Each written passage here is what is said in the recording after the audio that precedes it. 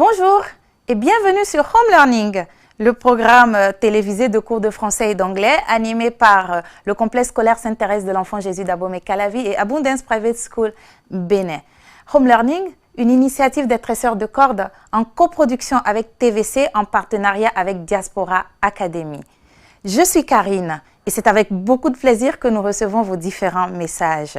Merci et bravo à tous les enfants qui nous suivent ici au Bénin, en Afrique et dans le monde. Je fais un coucou particulier à Augustine depuis Atapamé au Togo et à Waliou depuis Calavi, sans oublier notre égérie Home Learning et Senam. Alors, chers amis, j'attends de vous lire aussi. Et à présent, je vous invite à suivre le cours de français avec M. Vissoy Enablodé. Merci. Je suis Vissoy Enablodé, professeur de français au Collège catholique Sainte-Thérèse de l'Enfant Jésus de Calavi. Aujourd'hui, je suis avec les élèves de 6e, 5e pour faire le cours sur les champs lexicaux. Mais avant, je voudrais répondre à certaines questions posées par nos amis téléspectateurs. Chers amis, pour animer ce cours, je suis avec Femi. Bonjour Femi. Bonjour monsieur. Comment vas-tu? Je vais bien chez vous. Ça va très bien. Oui. Nous a rejoint sur ce plateau Irina Kaposhishi. Kaposhishi, Irina, comment vas-tu? Ça va bien. Comment allez-vous? Ça va bien, merci. Alors, peux-tu me rappeler ce que nous avons fait la fois dernière, Femi? La fois dernière, nous avons parlé des adjectifs qualificatifs Oui. et de leurs fonctions. Quelles sont les fonctions de l'adjectif qualificatif? Un adjectif qualificatif peut être épithète du nom, attribut du sujet ou bien mis en apposition. Mis en apposition. Alors, notre ami, l'un de nos amis avait posé la question de savoir si veut savoir à quel moment le participe passé peut être un adjectif qualificatif.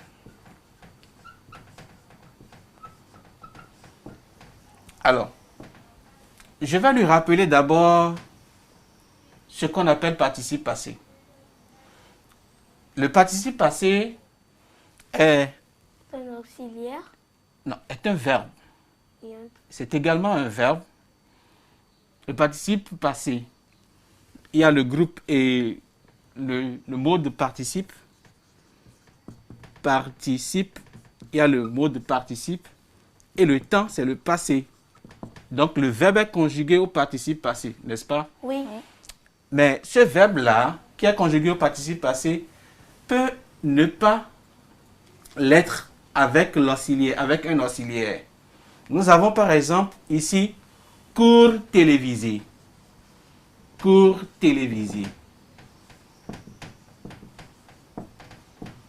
Télévisé est un participe passé. Passé. Ça peut aller? Oui, Oui, monsieur. monsieur. Télévisé est un participe passé. Ici, il est avec cours. Qui est un adjectif? Non, qui est un nom. On dira le cours télévisé. Les cours télévisés, parce que télévisé a pris S. S. Les cours télévisés. Si nous voulons savoir si télévisé est un adjectif qualificatif, on peut maintenant transformer ce télévisé-là en essayant d'utiliser par exemple l'émission télévisée. J'ai mis E à la fin. Le participe passé employé comme adjectif qualificatif va toujours s'accorder avec le nom auquel il se rapporte. Ça peut aller? Oui, monsieur. Bien sûr. Pour répondre à cette question, je dirais simplement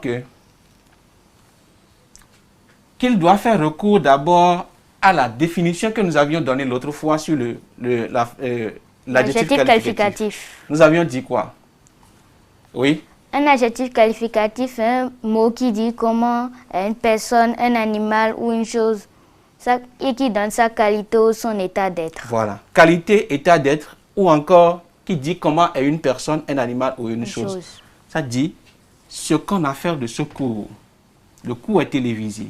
L'émission est télévisée. Donc ici, le participe passé dit comment est l'émission. La porte fermée. La porte ouverte. Ouverte également est un participe passé. Le participe passé du verbe ouvrir.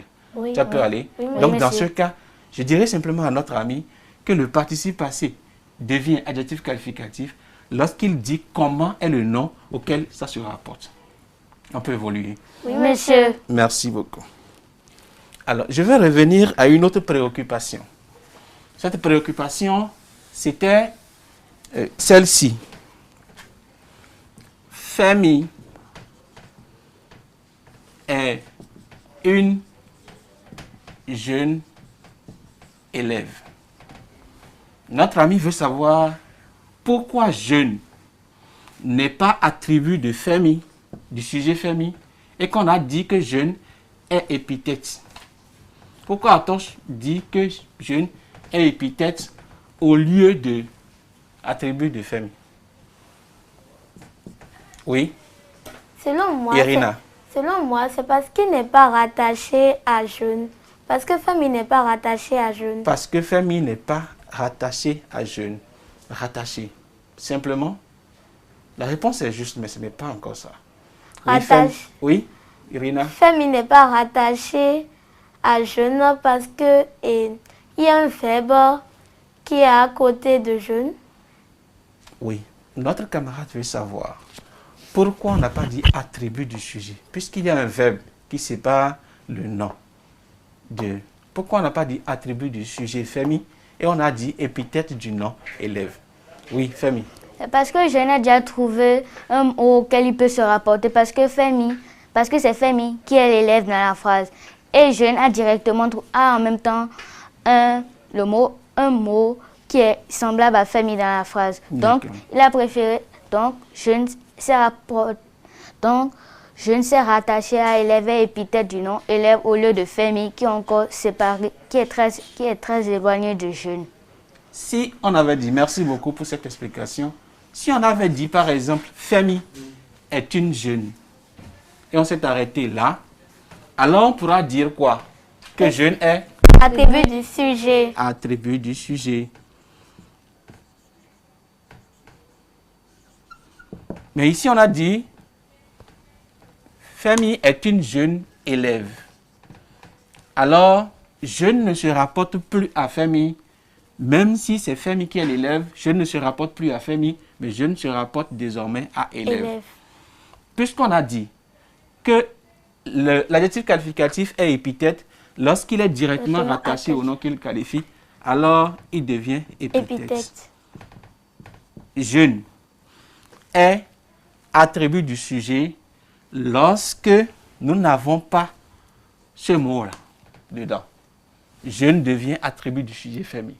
Oui. Mais parce que élève est à côté de jeune, nous dirons simplement que jeune qualifie élève et puisqu'il est directement rattaché au nom qu'il qualifie, on dira que épithète du nom élève. Question? Moi. Oui. Quand vous avez dit que si on enlève élève et on trouvera attribut du sujet là. Oui. Donc ça veut dire que c'est maintenant famille qui est rattachée à jeune. Oui. Dans ce cas, c'est famille qui est rattachée à jeune. Mais ici, c'est élève qui est rattaché à jeune, même si c'est de famille qu'on est en train de parler ici, c'est élève qui est rattaché à jeune. Si on soulignait tout ce groupe nominal, et on nous demandait de trouver la fonction de une jeune élève, est-ce que vous pouvez trouver ça rapidement? Si on nous demandait de trouver la fonction de une jeune élève, vous allez dire quoi? Oui, Irina. Moi, Oui. comme on a dit que c'est une jeune élève, je vais dire que c'est un groupe de mots, Oui, groupe nominal. groupe nominal. Oui. Et que Sa fonction. ça, Quel rôle il joue dans la phrase? il est le sujet de famille. Non, non, ce n'est pas ça. On va écouter famille. Oui, le sujet du verbe vient toujours avant le verbe. C'est vrai qu'on peut avoir une version du sujet, mais ici, c'est famille qui est le sujet. Qui est-ce qui est une jeune élève? On dira que c'est famille. Famille, allons-y. Une jeune élève dit ce qu'est famille et donne une précision sur la nature de famille. Oui, Donc, on peut dire qu'une jeune élève est complément d'objet direct. Une jeune élève est complément d'objet direct. C'est ce qu'on nous a appris. Mais le professeur en classe vous a dit que chaque fois que vous avez l'auxiliaire être, que chaque fois que vous avez l'auxiliaire être quelque part, vous devez savoir quand même que... Alors, famille, il faut comprendre que chaque fois que nous avons l'auxiliaire être à ce niveau, entre un groupe nominal souligné, Irina, vous devez simplement dire que le groupe nominal souligné est attribut du sujet. Même si ce n'est pas un adjectif qualificatif, vous direz simplement que c'est l'attribut du sujet parce que c'est l'auxiliaire. On a dit que c'est un verbe D'état. Donc c'est attribut du sujet. Ça peut aller. Oui, Vous ne monsieur. posez plus de questions pour trouver le complément d'objet direct. Vous dites simplement attribut du sujet. Et Yacine est un élève brillant ou est une élève brillante. C'est bon? Oui, C'est monsieur. toi, Yacine. Est une élève brillante. Dans ce cas, une élève brillante est Est un groupe nominal. nominal. Et quelle sera sa fonction? Attribut du sujet. À cause de, Est. grâce à elle qui est là. Merci beaucoup. Alors, chers amis, nous venons de finir avec les préoccupations de nos amis téléspectateurs. Et j'espère avoir donné de bonnes réponses. Alors, aujourd'hui, nous allons continuer avec le cours sur les champs lexicaux. Les champs Lexico. lexicaux. Qui peut me dire ce qu'on appelle champ lexical? Irina? Chez moi, je comprends par champ lexical que ce sont des éléments qui rapportent quelque chose comme un Les éléments objet. qui rapportent quelque chose comme un objet. Oui. Tu as fini? Oui. Ça peut aller. C'est bien, mais ce n'est pas encore la bonne définition. Oui, Femi.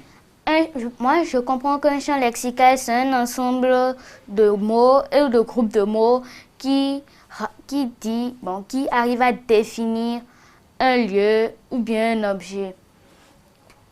C'est bien aussi, mais ce n'est pas encore précis.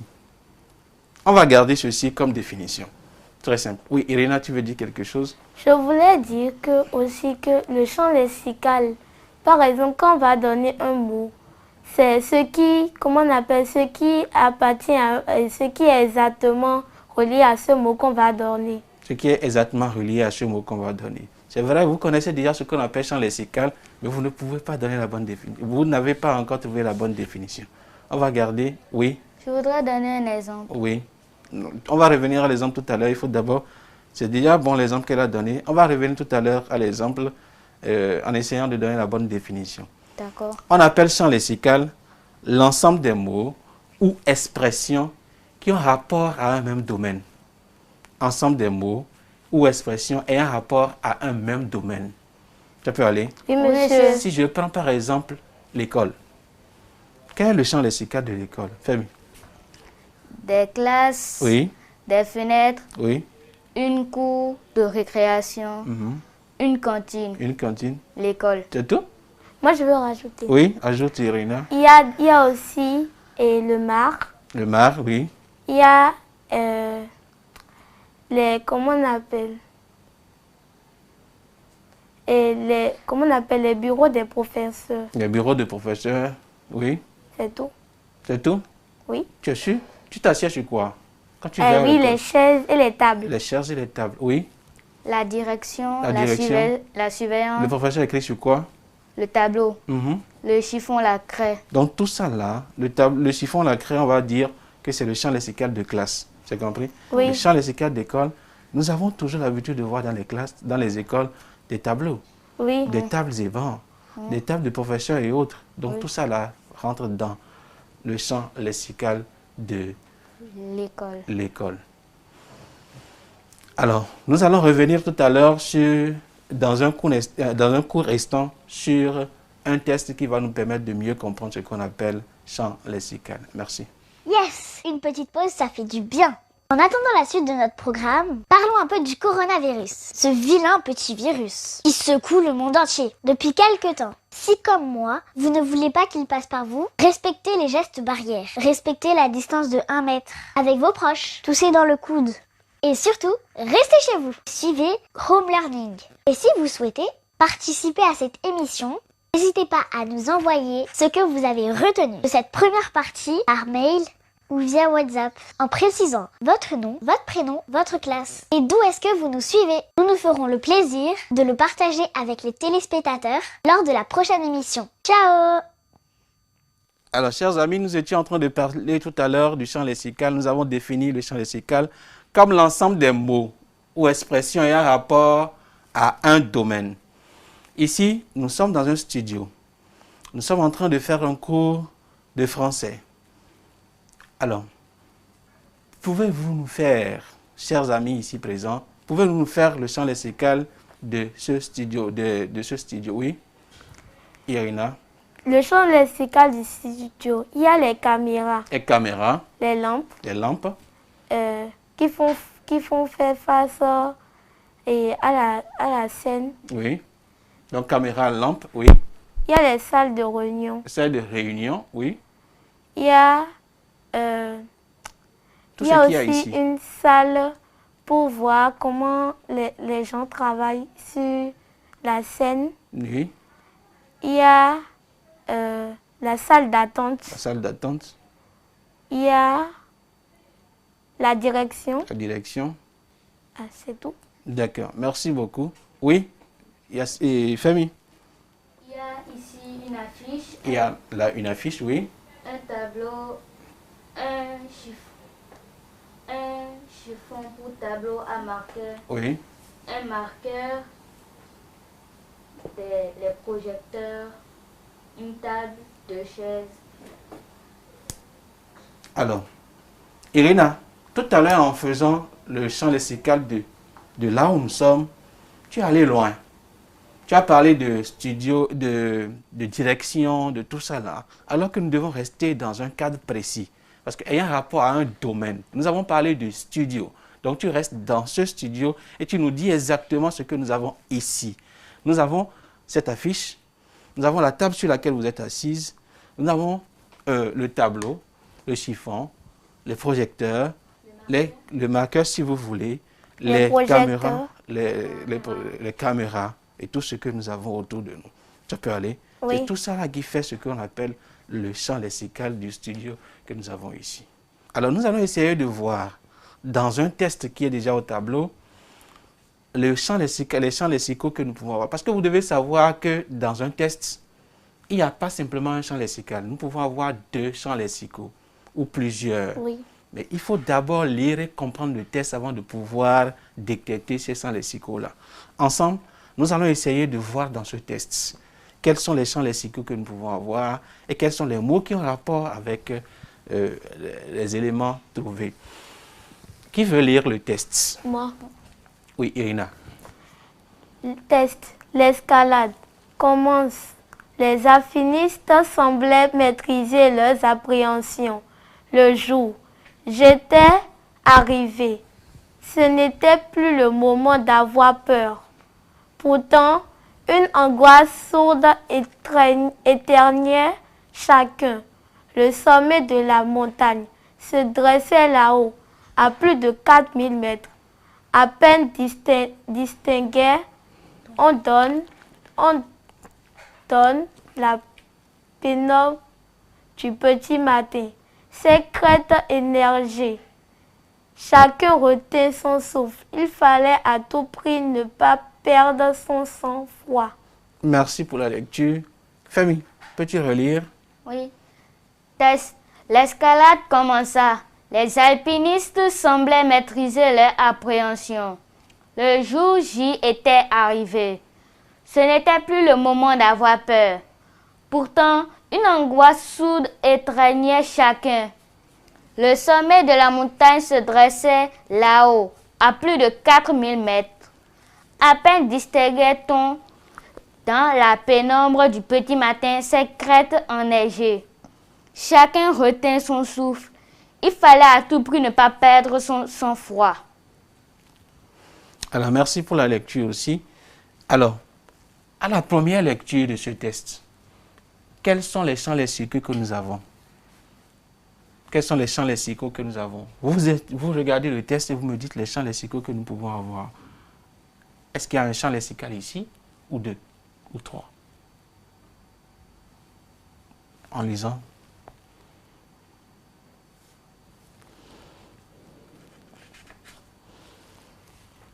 Oui. Moi, j'ai déjà repéré un champ lexical. Irina, tu as compris le test? Oui. D'accord. Femi, tu as compris le test? Oui. Oui. J'ai déjà repéré un champ lexical. Quel est le champ lexical que tu as repéré? Le champ lexical de la montagne. Le champ lexical de la montagne. Le champ lexical de la montagne. Merci. Là, tu as fait un grand effort. Le champ lexical de la montagne. Oui. Irina, nous allons essayer de retrouver tous les éléments ayant rapport à la montagne. Oui. Dans le test, il y a le sommet. Le sommet. Sommet simplement. Il y a aussi Est-ce qu'on va mettre simplement le sommet? bon, le sommet de la montagne. Le sommet de la montagne. Parce qu'il y a plusieurs sommets. Le sommet de la montagne. Irina avait ajouté quelque chose, oui? Il y a aussi secrète énergie. Secrète énergie. Énergie. Dans énergie, nous avons neige. Neige. Donc, Oui. secrète énergie. Secrète énergie. Oui?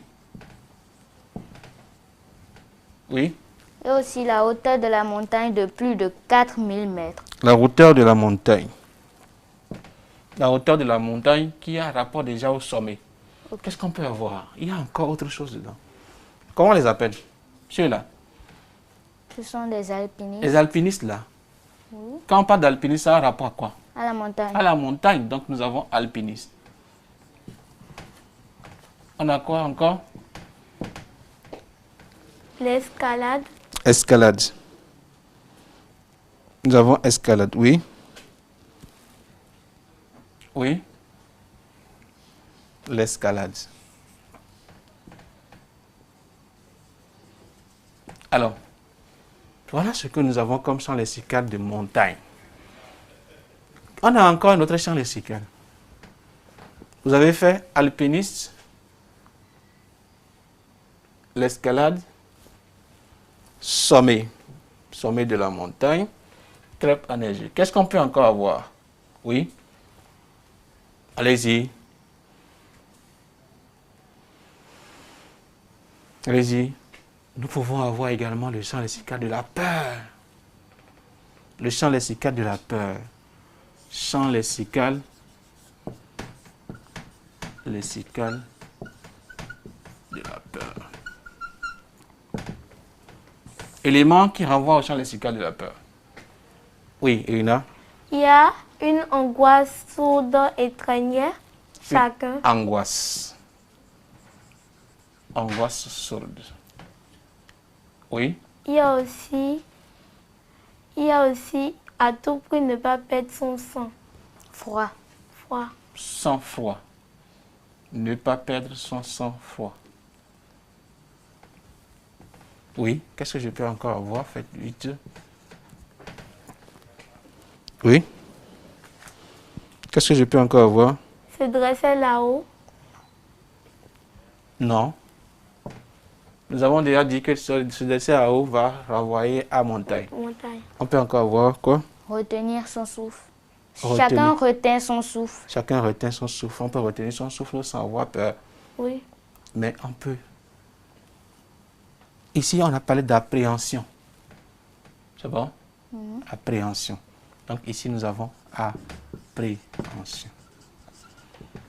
Voilà, chers amis, comment on arrive à faire le champ. Il y a un peu de brouillon. Voilà comment on arrive à détecter le champ lexical d'un test et dans un test, les champs lexicaux dans un test. Ça peut aller. Nous avons trouvé ici, grâce à ce support, nous avons pu trouver le champ lexical de montagne et nous avons trouvé également le champ lexical de peur. Donc dans un test, nous pouvons avoir 2 champs lexicaux ou plusieurs, pas forcément un seul. C'est bon. Alors, pourquoi doit-on utiliser le champ lexical. Pour quelle raison doit-on trouver le champ lexical des mots? Pour quelle raison doit-on trouver le champ lexical des mots? Oui? Nous devons trouver le champ lexical d'un mot pour connaître aussi sa définition. Car c'est les mots qui constituent le champ lexical donnent des fois aussi la définition du champ lexical de ce mot. D'accord. C'est déjà bon, oui? Nous pouvons dire que le champ lexical, qu'il y a certains mots qui vont relier à un même domaine. Oui. Merci. Comment ce qu'on a cité, le champ lexical de la montagne, ça revient à un même domaine, comme on les a retrouvés dans un test. D'accord. Alors, avant de produire un test descriptif ou un portrait, je dois forcément faire ce qu'on appelle le champ lexical du domaine dans lequel je veux faire la description. Pour retrouver les mots. Je dois trouver les mots qui me sont utiles pour pouvoir faire ma description ou mon portrait. C'est bon? Oui, je dois trouver des mots utiles pour pouvoir faire ma description ou mon portrait. Ça peut aller. Parce que chaque fois que je dois faire quelque chose, je dois avoir autour de moi ou sur mon brouillon les éléments qui doivent me permettre de pouvoir rédiger correctement mon test. C'est bon? Alors, on retient simplement que le champ lexical est l'ensemble des mots ou expressions en rapport à un thème.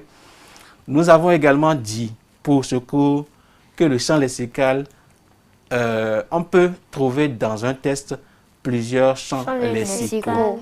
Plusieurs champs lexicaux. Et les champs lexicaux nous permettent le plus souvent de pouvoir mieux rédiger notre test. Soit un portrait, un test descriptif ou également un test narratif. Tous les éléments doivent être retrouvés sur notre brouillon et c'est sur un même domaine. Et c'est grâce à ces éléments-là que nous avons la possibilité de faire notre travail. C'est bon? Y a-t-il des questions à poser? Vous avez des questions à poser? Non. Irina n'a pas de questions à poser. Famille? Il y a certains mots dont le vocabulaire sont déjà trop élevés pour notre niveau. Maintenant, ces mots aussi peuvent servir dans les champs lexicaux. Oui. Maintenant, comment savoir si le mot que nous avons vu peut être dans le champ lexical? Or, nous ne le connaissons pas vraiment.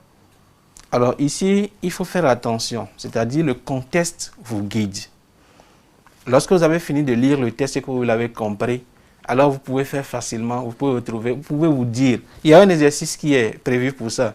Vous pouvez vous dire, alors là, ce mot-là, je peux le mettre à ce niveau.